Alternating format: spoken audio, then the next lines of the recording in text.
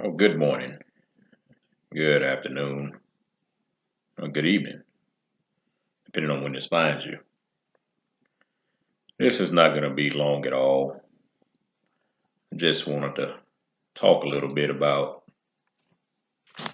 just give you a few quick thoughts. But before I do that, I'd just like to read you some from the Ninth Amendment of the Constitution. It says the enumeration in the Constitution of certain rights shall not be construed to deny or disparage others retained by the people. Now, that was modified several times from James Madison's original intent, and after so many years, they finally agreed to use that wording. And so there was no way the Constitution could list every right that God had given us as a people. And that's why it said, and it was finally decided to use the word in that way, disparage other rights retained by the people. Now, I know I talk a lot on my videos. I share a lot of things via social media right now. And I only do that because I'm trying to help people understand. It's not black versus white. It's not Republican versus Democrat. It's not fat versus skinny. It's not us versus them. It's not the vaccinated versus the unvaccinated. That's what the system is promoting. Now, for years, I've studied slavery and economic conditions around the world, past and present. Now, I'll be honest with you, I've read many books on slavery. I've read many books on communism. It wasn't just Karl Marx's Communist Manifesto. Karl Marx had actually written several books. He actually has one called Das Kapital as well. And I've read that one. I mean, it would make you sick if you read some of what Karl Marx was promoting. And I actually heard a guy, black guy, the other day. I was watching a video, and he's well known in the black community. And he said he's no fan of capitalism, although everything he's doing to build his businesses and create wealth is built on capitalism. He said he's more of a Marxist in his thinking on economics. Well, you can't be a Marxist unless you plan on taking the wealth and controlling it for everybody else. And the reason a lot of blacks have issues with capitalism is because we've never seen pure capitalism in the United States.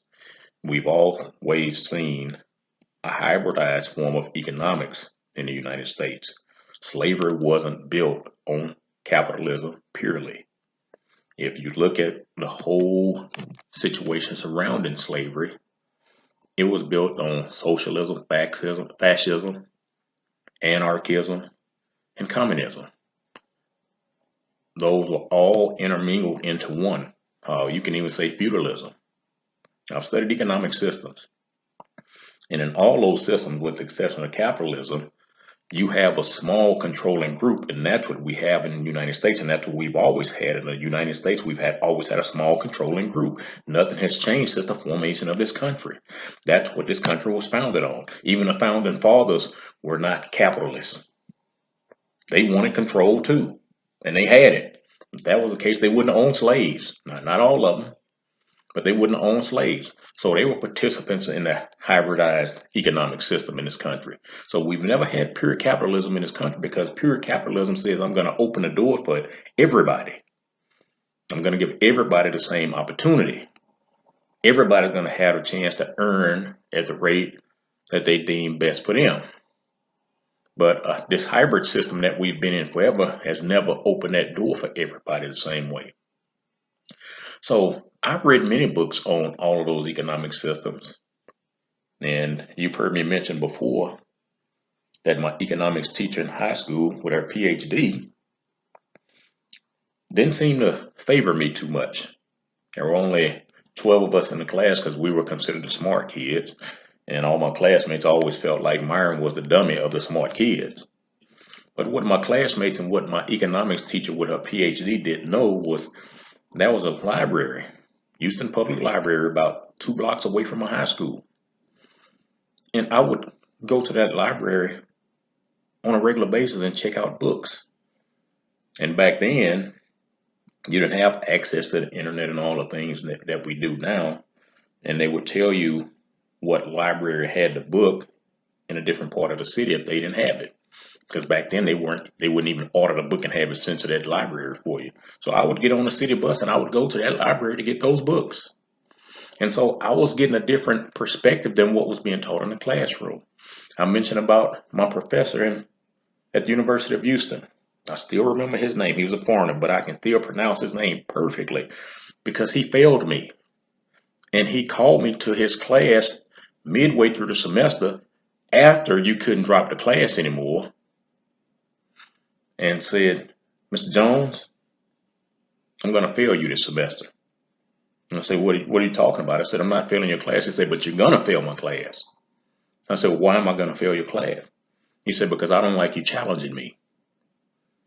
He said, "I want you to come back next semester."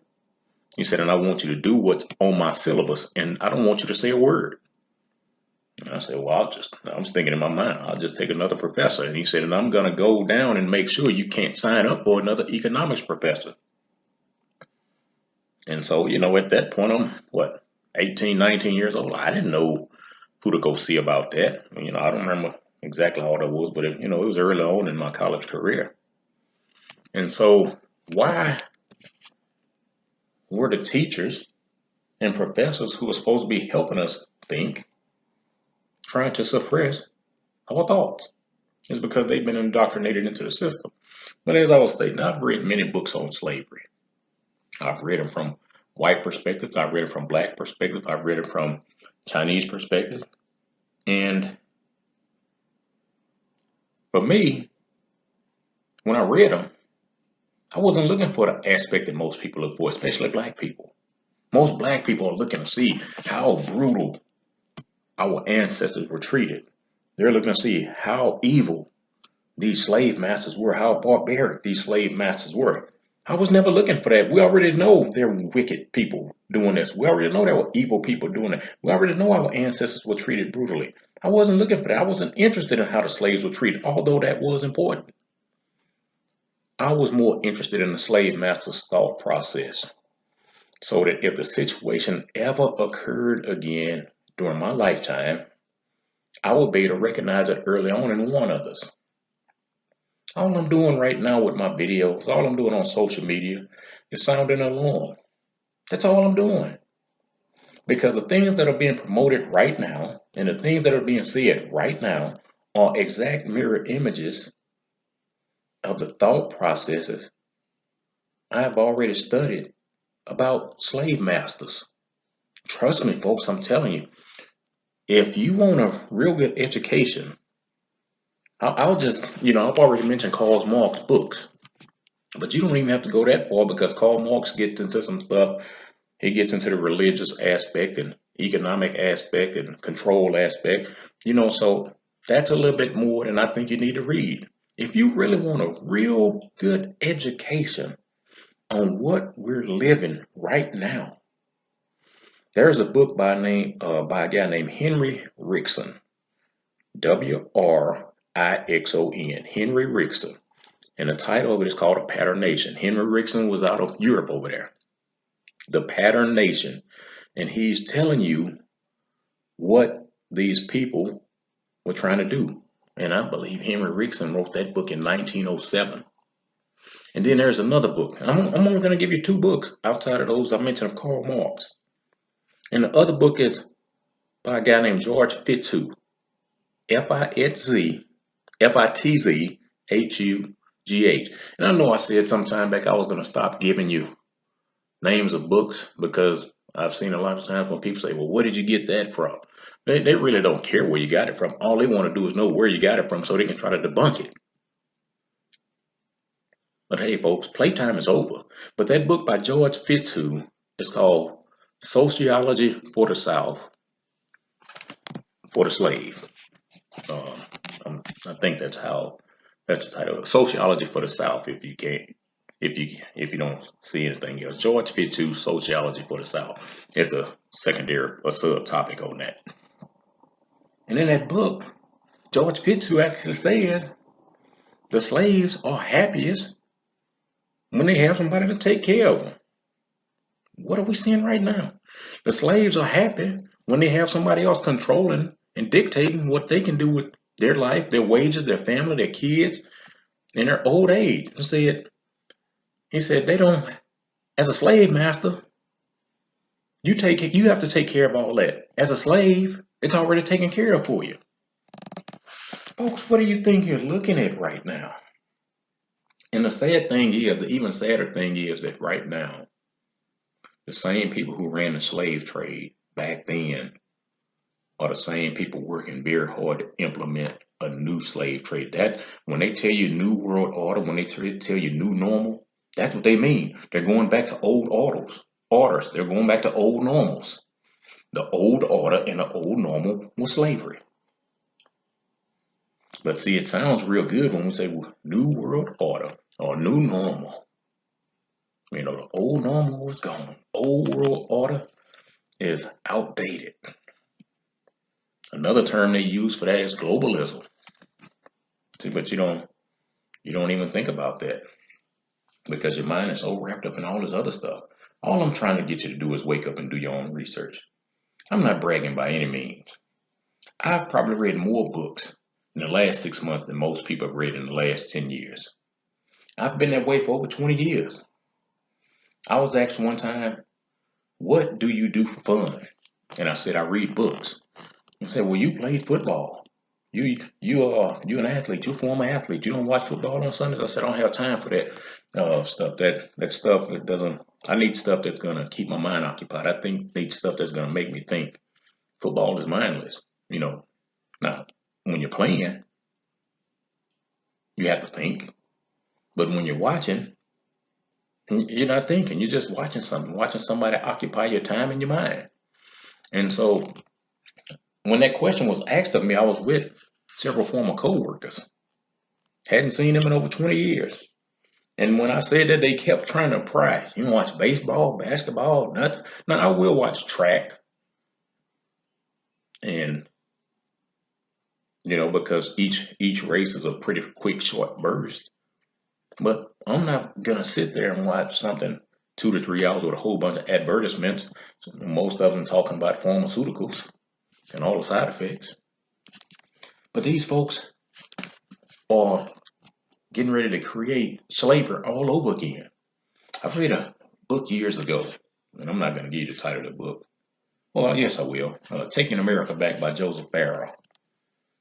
And he talked about, I don't remember how long ago I read this book, but he talked about how the United States government was working and said, if you look at the people around the country, he said they're overweight, they're obese, they're unhealthy, they're sickly. He said they're eating a lot of food that's not healthy for them. He said, and that's by design. He said the United States government put that in place with these big corporations to make you fat and overweight. He said because when you're fat, overweight, and tired, he said you can't fight back. You become a docile servant. You become a docile slave to the system. You don't take my word from him. In that book, he had a quote from Samuel Adams. And I don't remember the quote exactly, but Samuel Adams talked about, we'll be led to believe that our problem is going to come from external invaders. He said, but the problem is coming from the internal people.